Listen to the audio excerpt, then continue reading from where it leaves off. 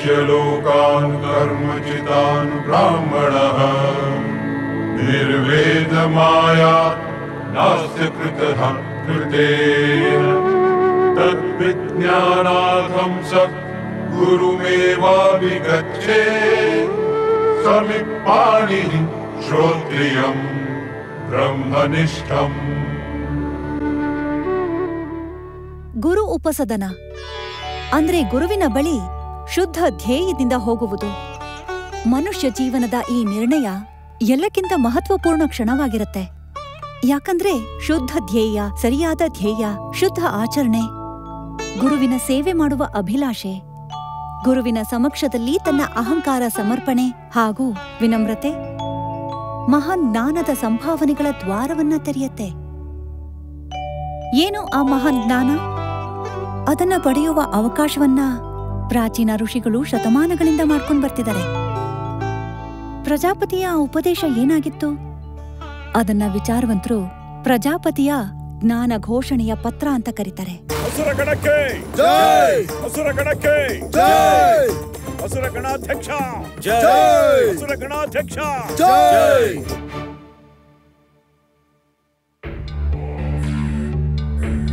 ದೇವತೆಗಳು ನಮ್ಮನ್ನ ದಮನ ಮಾಡ್ತಾ ಇದ್ದಾರೆ. ನಮ್ಮಂತ ಅಸುರರಿಂದ ದಯೆಯನ್ನು ಅಪೇಕ್ಷಿಸುತ್ತಾರೆ. ನಮಗೆ ಮೋಸ ಮಾಡ್ತಾರೆ. ನಮ್ಮಿಂದಲೇ ನ್ಯಾಯವನ್ನ ಅಪೇಕ್ಷೆ ಮಾಡ್ತಾರೆ. ಅವರು ನಮ್ಮ ಜಾಗಗಳನ್ನ ಧ್ವಂಸ ಮಾಡ್ತಾರೆ. ನಮ್ಮಿಂದ ಶಾಂತವಾಗಿರೋದನ್ನ ಅಪೇಕ್ಷೆ ಮಾಡ್ತಾರೆ. ದೇವತೆಗಳು ರಾಕ್ಷಸರನ್ನ ಹತ್ಯೆ ಮೇಲೆ ಹತ್ಯೆ ಮಾಡ್ತಿದ್ದಾರೆ. ಅವರು ನಮ್ಮನ್ನ ಮತ್ತೆ ಮತ್ತೆ ಯುದ್ಧಕ್ಕೆ ಪ್ರಚೋದನೆ ಮಾಡ್ತಾರೆ. ಮತ್ತೆ ನಮ್ಮಿಂದ ಯುದ್ಧದ ಅಪೇಕ್ಷೆ ಬೇಡ ಅಂತಾರೆ. ಇದು ಸಂಭವನಾ?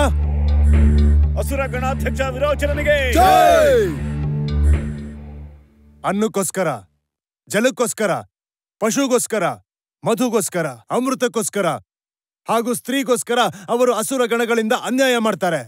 ನಂತರ ನಮ್ಮನ್ನ ಹಿಂಸಕರು ಮತ್ತು ಕ್ರೂರರು ಅಂತ ಹೇಳಿದ್ರೆ ಇದು ನಮಗೆ ಸ್ವೀಕಾರವಿಲ್ಲ. ನಿನ್ನೆ ಮತ್ತೆ ದೇವತೆಗಳ ರಾಜ ಇಂದ್ರನು ಸರಸ್ವತಿ ನದಿ ದಾಟುತ್ತಿದ್ದ ನಮ್ಮ ಅಸುರ ಬಂಧುಗಳನ್ನ ಹತ್ಯೆ ಮಾಡಿದ್ದಾನೆ. ಈಗ ಅಸುರ ಗಣಗಳ ಸಭೆ ನೀವೇ ಹೇಳಿ, ನಾವು ದೇವಗಣದೊಡನೆ ಏನ್ ಮಾಡಬೇಕು? ಯುದ್ಧ! ಯುದ್ಧ! ಯುದ್ಧ!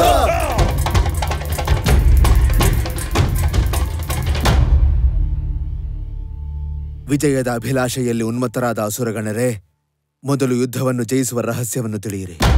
ಸಾಯಲು ಸಾಯಿಸಲು ಉನ್ಮತ್ತರಾದ ಅಸುರಗಣರೇ, ಮೊದಲು ಅಮರತ್ವದ ರಹಸ್ಯವನ್ನು ತಿಳಿಯಿರಿ.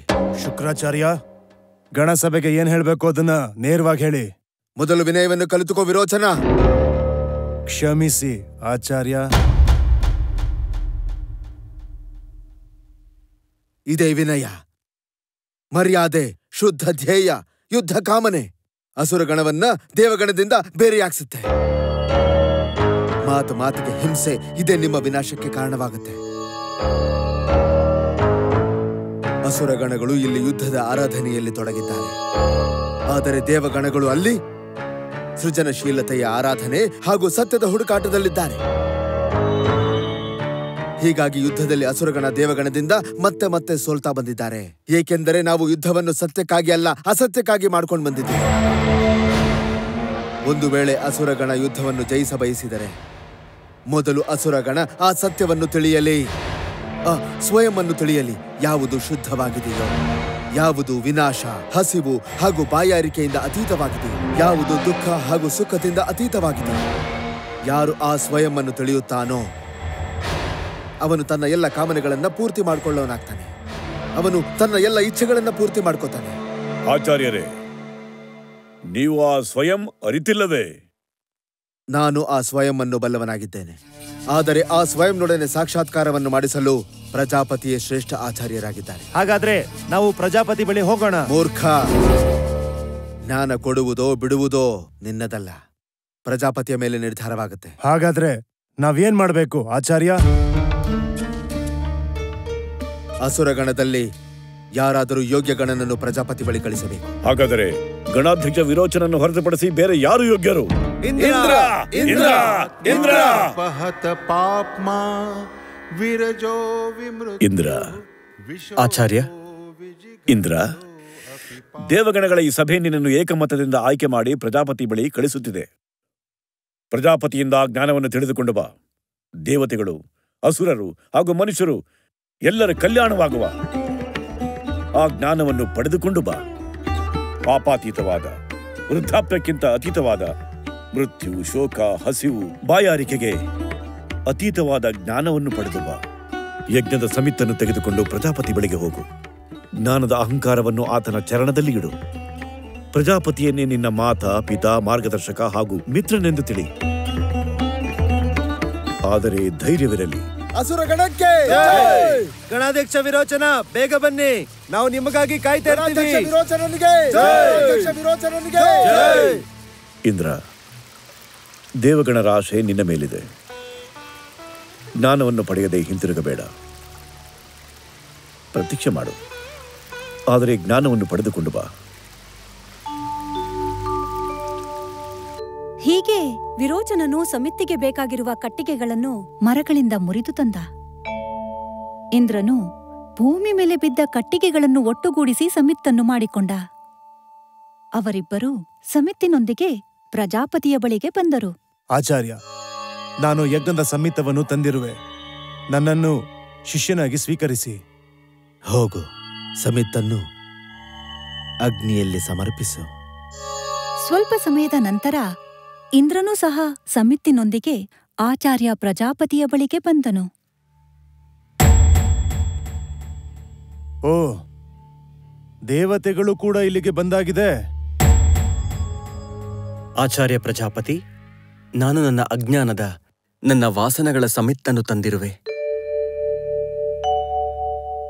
ಇದನ್ನು ಜ್ಞಾನ ಹಾಗೂ ತಪಸ್ಸಿನ ಅಗ್ನಿಯಲ್ಲಿ ಸುಟ್ಟು ನನ್ನನ್ನು ಪವಿತ್ರನನ್ನಾಗಿಸಿ. ಹೋಗು, ಸಮಿತ್ತನ್ನು ಅಗ್ನಿಯಲ್ಲಿ ಸಮರ್ಪಿಸು. ಇಲ್ಲಿಗೂ ಬಂದ್ಬಿಟ್ಟಿಯಾ, ದೇವತೆಗಳ ಪ್ರತಿನಿಧಿ? ಜ್ಞಾನದ್ವಾರ ಎಲ್ಲರಿಗೂ ತೆರೆದಿದೆ ವಿರೋಚನ. ಯಾರು ಯೋಗ್ಯನೋ ಅವನು ಜ್ಞಾನ ತಗೊಂಡು ಹೋಗ್ತಾನೆ. ಈ ಬಾರಿ ನಿನ್ನ ಗೆಲ್ಲೋದಕ್ಕೆ ಬಿಡೋದಿಲ್ಲ ಇಂದ್ರ. ಅದರ ನಿರ್ಣಯ ಯೋಗ್ಯತೆ ಮಾಡುತ್ತೆ.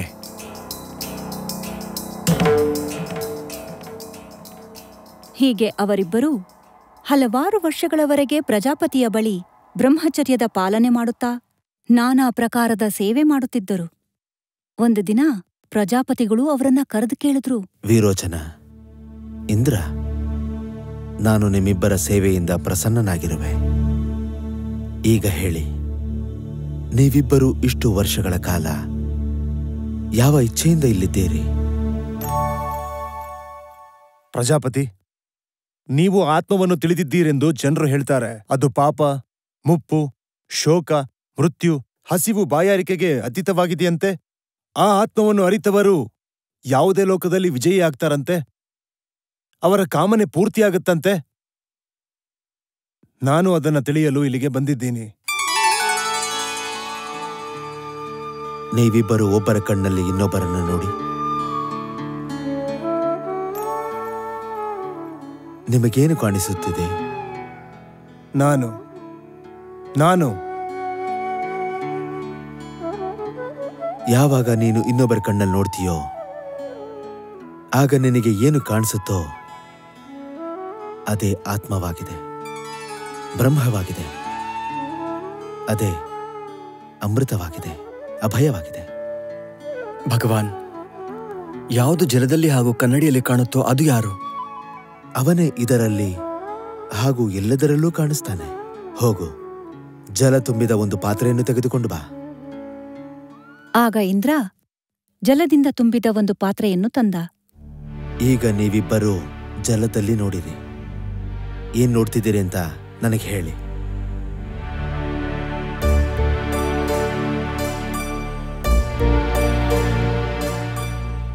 ನಾವು ಸ್ವಯಂವನ್ನು ಕಾಣುತ್ತಿದ್ದೇವೆ. ಹೇಗಿದ್ದೇವೋ ಹಾಗೆ, ಕೂದಲಿಂದ ಹಿಡಿದು ಉಗುರಿನವರೆಗೂ. ಈಗ ನೀವಿಬ್ಬರೂ ಒಳ್ಳೆ ವಸ್ತ್ರವನ್ನು ತೊಟ್ಟು ಒಳ್ಳೆ ಆಭೂಷಣವನ್ನು ಧರಿಸಿಕೊಂಡು ಬನ್ನಿ. ನಂತರ ಜಲದಲ್ಲಿ ನೋಡಿ ಹೇಳಿ, ನೀವೇನ ನೋಡ್ತಾ ಇದ್ದೀರಿ?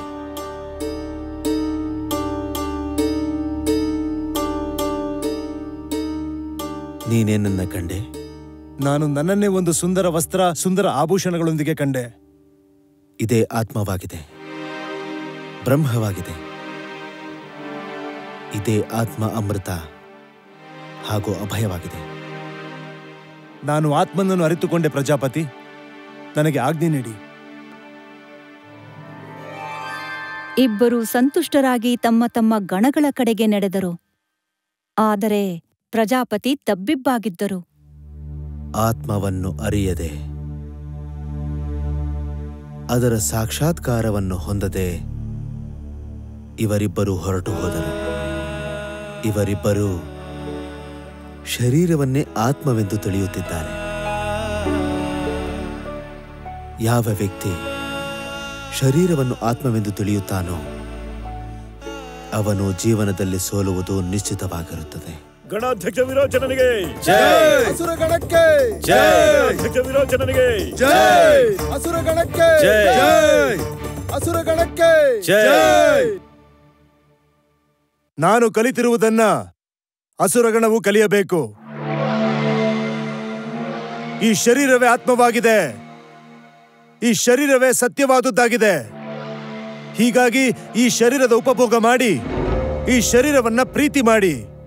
ಯಾರು ಈ ಶರೀರದ ಸುಖಕ್ಕಾಗಿ ಜೀವಿಸುತ್ತಾನೋ ಅವನು ಈ ಲೋಕದಲ್ಲಿ ಹಾಗೂ ಪರಲೋಕದಲ್ಲಿ, ಅವನು ಈ ಜನ್ಮದಲ್ಲಿ ಹಾಗೂ ಮುಂದಿನ ಜನ್ಮದಲ್ಲಿ ಸುಖವನ್ನು ಹೊಂದುತ್ತಾನೆ.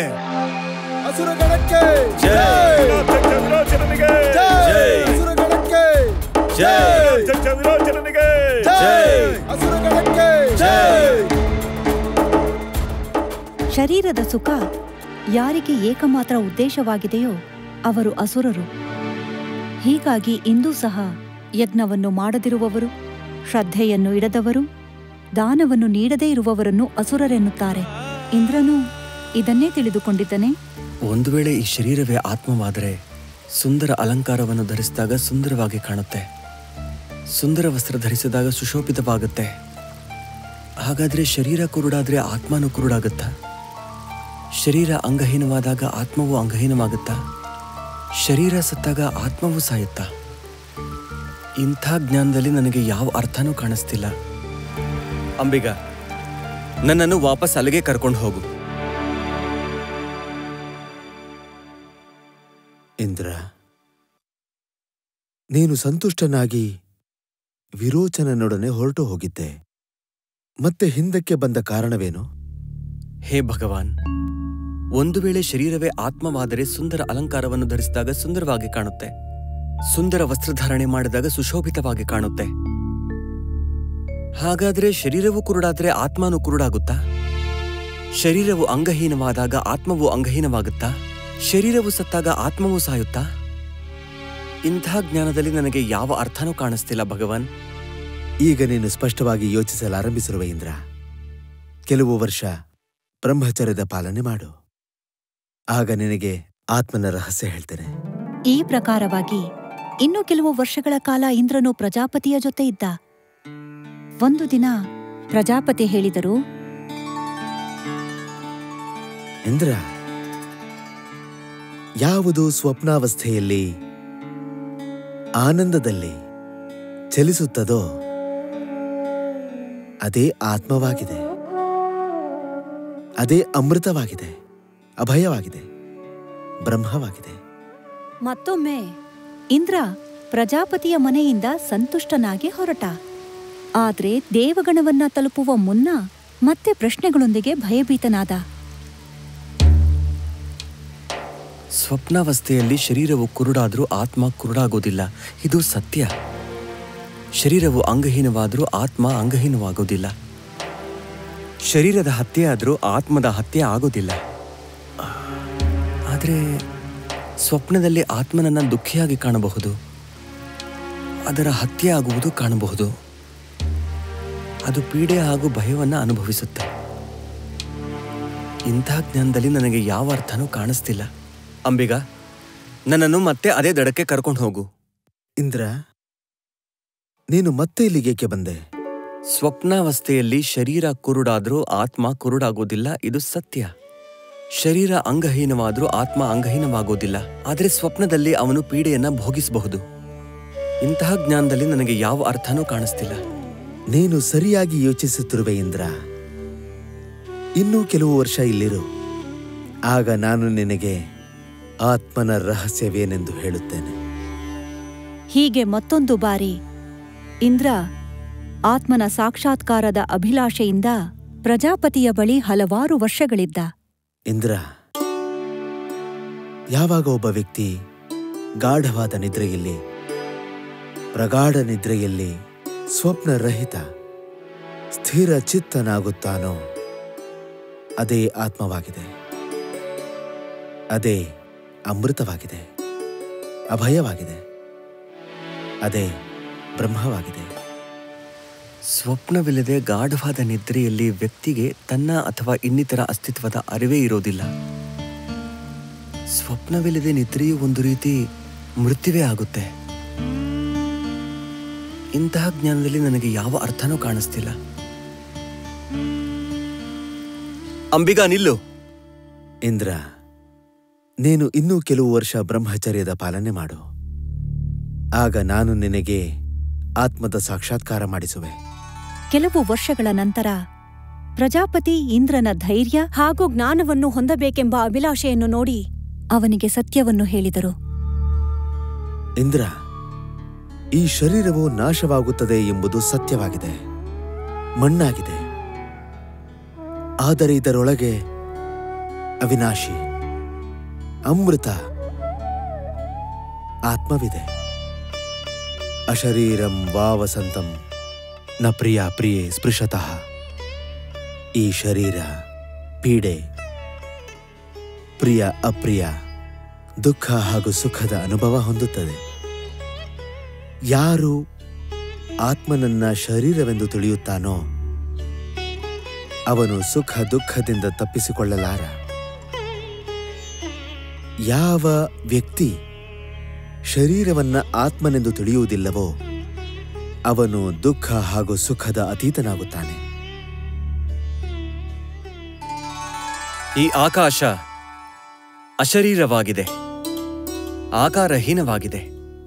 ಮೇಘ ಅಶರೀರವಾಗಿದೆ, ಮಿಂಚು ಆಕಾರಹೀನವಾಗಿದೆ. ಆದರೆ ಮೇಘ ಹಾಗೂ ಮಿಂಚು ಕೆಲ ಕ್ಷಣಗಳ ಆಕಾರವನ್ನು ಹೊಂದುತ್ತದೆ, ಮತ್ತೆ ಆಕಾಶದಲ್ಲಿ ವಿಲೀನವಾಗುತ್ತದೆ. ಆಕಾಶ ಹಾಗೇ ಇರುತ್ತದೆ, ಆತ್ಮ ಹಾಗೇ ಇರುತ್ತದೆ. ಆದರೆ ಶರೀರ ಮೋಡದಂತೆ ಬರುತ್ತದೆ, ಮತ್ತೆ ಆತ್ಮದಲ್ಲೇ ವಿಲೀನವಾಗುತ್ತದೆ. ತಾನು ಈ ಶರೀರವಲ್ಲವೆಂದು ಯಾರು ತಿಳಿಯುತ್ತಾನೋ ಆತ ದೇಹ ಮುಕ್ತನಾಗಿ ನಗುತ್ತಾ ಕ್ರೀಡಿಸುತ್ತಾ ಆನಂದದಲ್ಲಿ ರಮಿಸುತ್ತಾನೆ. ಆತ ತಿಳಿದಿರುತ್ತಾನೆ ಆತ್ಮ ಶರೀರವಲ್ಲವೆಂದು. ಆದರೆ ಆತ್ಮವು ಶರೀರದೊಡನೆ ಕೆಲ ಸಮಯದ ಕಾಲ ಬಂಧಿಸಿದಂತೆ ಕಾಣಿಸುತ್ತೆ, ಎತ್ತಿನ ಗಾಡಿಯೊಂದಿಗೆ ಇರುವಂತೆ. ಯಾವಾಗ ನೀವು ಆಕಾಶದತ್ತ ನೋಡ್ತೀರೋ ಆಗ ಯಾರು ನೋಡ್ತಾರೆ?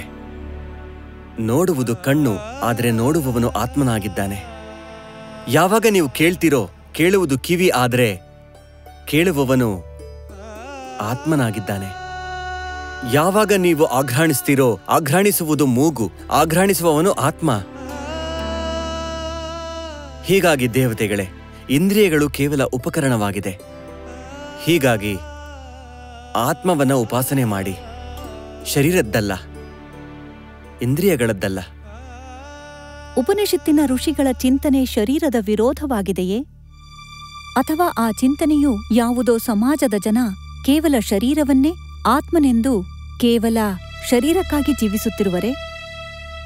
ಒಂದು ಕಡೆ ಸಮಾಜದ ಒಂದು ಭಾಗ ಶರೀರದ ಸುಖಕ್ಕಾಗಿ ಒಂದಲ್ಲ ಒಂದು ಪ್ರಯತ್ನ ಮಾಡುತ್ತಿದೆ, ಇನ್ನೊಂದು ಭಾಗ ಹಸಿವನ್ನೆದುರಿಸುತ್ತಿದೆ.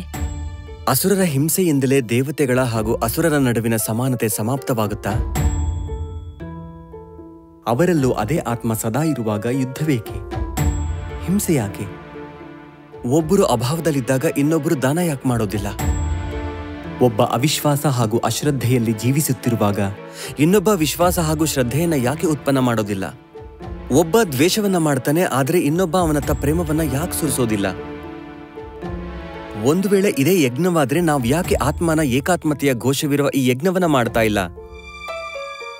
ದೇವತೆಗಳೇ, ನಿಮ್ಮ ಬಳಿ ಏನಿದೆಯೋ ಅದನ್ನ ಹಂಚಿ, ಇತರರನ್ನ ನಂಬಿ, ಶ್ರದ್ಧೆಯನ್ನಿಡಿ ಹಾಗೂ ಭೇದವನ್ನು ಮರೆಯಿರಿ. ಇದೇ ಪ್ರಜಾಪತಿಯ ಆದೇಶವಾಗಿದೆ. ದೇವತೆಗಳೇ, ಈ ಶರೀರವೇ ಸತ್ಯವಲ್ಲ, ಆತ್ಮವೇ ಸತ್ಯವಾಗಿದೆ. ನಾನಿದನ್ನ ಗುರುಕೃಪೆಯಿಂದ ತಿಳಿದಿದ್ದೀನಿ. ಹಾಗೂ ಈ ಜ್ಞಾನವನ್ನ ವಿದ್ವಾನ್, ಧನವಾನ್, ಐಶ್ವರ್ಯವಾನ್ ಅಥವಾ ಶಕ್ತಿಮಾನ್ ಆಗುವುದರಿಂದ ತಿಳಿಯೋದಕ್ಕಾಗುವುದಿಲ್ಲ. ಈ ಜ್ಞಾನವು ಶ್ರದ್ಧೆ, ವಿನಯ ಹಾಗೂ ಜಿಜ್ಞಾಸೆ ಸಹಿತ ಗುರುವಿನ ಬಳಿ ಹೋಗಿ ಅವರ ಸೇವೆ ಮಾಡಿಯೇ ತಿಳಿಯಬಹುದಾಗಿದೆ. ಹೀಗಾಗಿ ದೇವತೆಗಳೇ, ಒಂದು ವೇಳೆ ನೀವು ಎಲ್ಲ ಕಾಮನೆಗಳು ಹಾಗೂ ಎಲ್ಲ ಲೋಕಗಳ ಮೇಲೆ ವಿಜಯವನ್ನು ಪಡೆಯ ಬಯಸುವರಾದರೆ ಗುರುವಿನ ಬಳಿ ಹೋಗಿ. ತದ್ವಿದ್ಧಿ ಪ್ರಣಿಪಾತೇನ ಪರಿಪ್ರಶ್ನೇನ ಸೇವಯಾ ಉಪದೇಕ್ಷ್ಯಂತಿ ತೇ ಜ್ಞಾನಂ ಜ್ಞಾನಿನಸ್ತತ್ವದರ್ಶಿನಃ. ಈ ಜ್ಞಾನ ಸತ್ಯವನ್ನು ಅರಿತಿರುವ ಗುರುವಿನ ಮುಖಾಂತರವೇ ಯೋಗ್ಯ ಶಿಷ್ಯರಿಗೆ ನೀಡಲಾಗುತ್ತದೆ. ಶಿಷ್ಯರ ಜಿಜ್ಞಾಸೆ, ಸಮರ್ಪಣೆ ಹಾಗೂ ಸೇವೆಯಿಂದ ಪ್ರಸನ್ನರಾದರೆ ಗುರು ಅವರಿಗೆ ಈ ಜ್ಞಾನವನ್ನು ನೀಡುತ್ತಾರೆ.